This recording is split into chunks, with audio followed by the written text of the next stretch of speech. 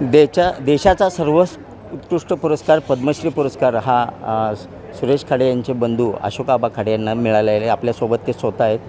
मला सांगा आबा, काय भावना आहेत तुम्हाला एवढा मोठा देशातला सर्व उत्कृष्ट असा पुरस्कार मिळाला आहे? खरं म्हणजे भावना ह्याच आहेत की हा सत्कार माझ्या एकदम माहेरी अवस्थेमध्ये या सर्व सांगलीकरांनी केला, त्याचा एक मला आनंद आहे. या सत्काराला माझी आई आहे 100 वर्षाची, तो एक मला फार मोठा अभिमान आहे. माझी पूर्ण फॅमिली माझ्याबरोबर आहे आणि मी व्यासपीठावर बघितलं, मी अशा व्यासपीठावर कधी आलो नव्हतो खरं म्हणजे, सुरेशमुळे आलो. परंतु व्यासपीठावर बघितलं की ते किती माणसं प्रेम करतात रे, बापरे बापरे, सगळ्या स्तरातली माणसं प्रेम करतात.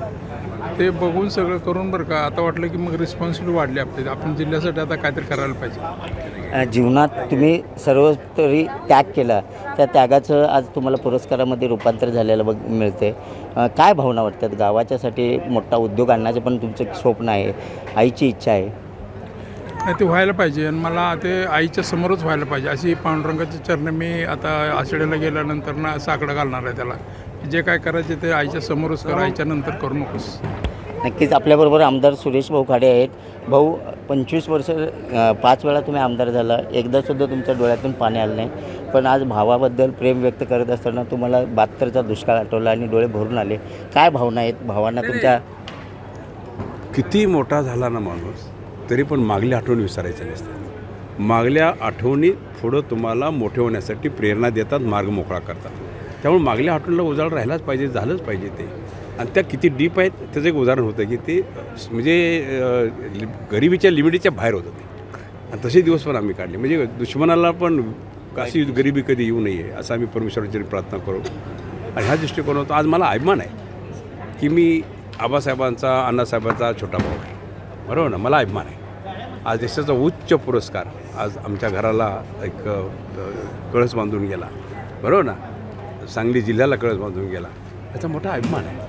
याचा एक गटरी कामगाराची पोरं, एका गावात राहणारी उपासतापाशी रोजगार करणारी आईवडील, ₹100 रोज करणारे आईवडिलांचं आज त्यांचा एक मुलगा आज 5 वेळा आमदार झाला, 2 वेळा मंत्री झाला, ह्या जिल्ह्याचा पालकमंत्री झाला. आज आबासाहेब उद्योगपती झाले, त्यांना भरपूर पुरस्कार मिळाले. त्यातला हा शेवटचा सगळ्यात हायस्ट पुरस्कार त्यांना तो प्रदान झाला. तो आमचा सगळा मानसन्मान वाढला. आम्हाला गर्व वाटला की बाबा निश्चित आपल्या घरानं काहीतरी केले आणि आम्ही करत राहणार आहे. शेवटच्या श्वासापर्यंत आम्ही गरिबाची सेवा जे काय असेल ते चतकोर भाकरी गरिबाची आम्ही देत राहणार, त्यावर शंका नाही.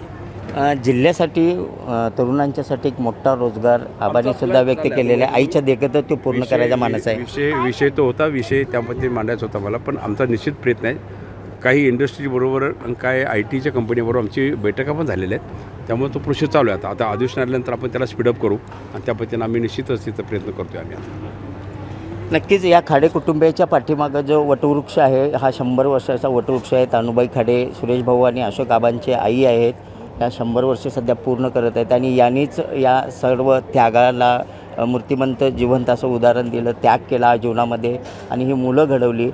यशस्वी पुरुषाच्या मागं एक स्त्रीचा हात असतो आहे.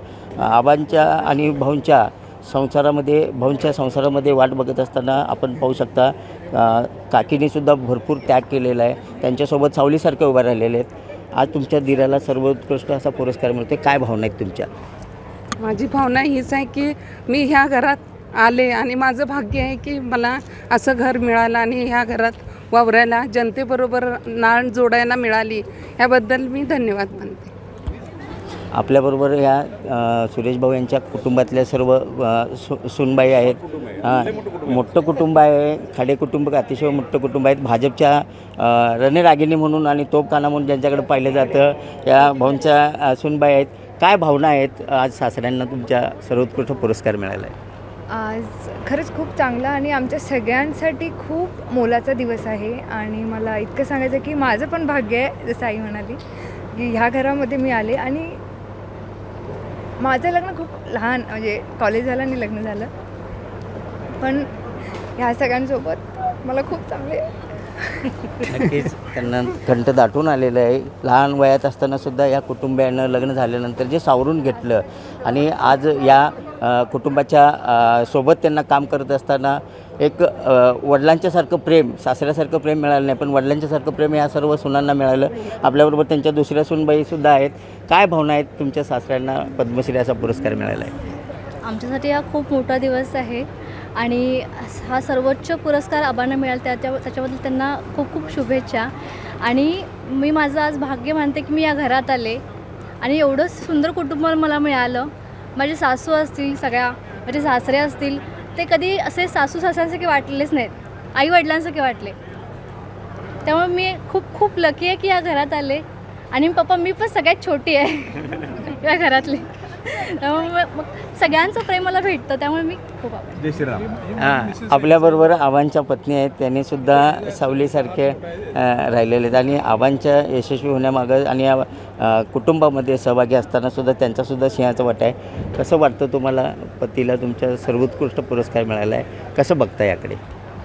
आयुष्यातला हा एक खूप सर्वोच्च आनंदाचा क्षण आहे आणि हे त्यांच्या कर्तृत्वाचं, त्यागाचं, जिद्दीचं, मेहनतीचं आणि प्रामाणिकपणाचं यश त्यांना मिळाले असं मला नक्की वाटतं. नक्कीच सावलीसारखे या महिलांनीसुद्धा आपल्या पुरुषांच्या सोबत साथ दिलेला आहे आणि आज या खाडे कुटुंबियाने एक आदर्श असा ठेवलेला आहे की ज्याचा सर्वांनी आपल्याला आदर्श पण घेतला पाहिजे आणि त्याचा अंमलबजावणीसुद्धा केली पाहिजे.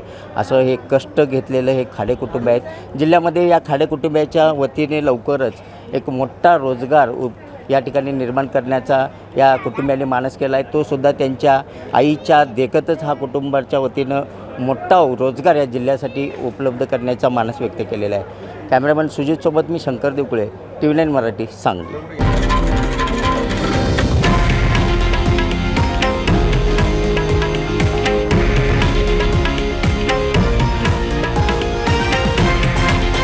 हे आहे देशातील नंबर 1 न्यूज नेटवर्क आणि आपण पाहत आहात TV9 मराठी, एकमेव.